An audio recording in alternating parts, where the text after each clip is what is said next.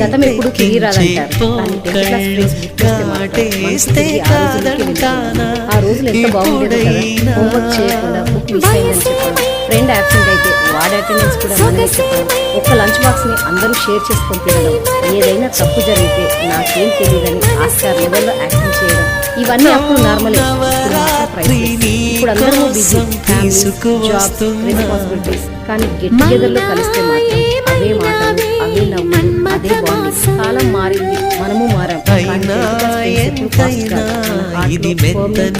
Life లో ఇంకెంతమంది friends వచ్చినా స్కూల్ ఫ్రెండ్స్ అంత బాండింగ్ రాదు. మన లైఫ్ లో మొదటి భయం, మొదటి బాధ, మొదటి కళ షేర్ చేసుకుని వాళ్ళతో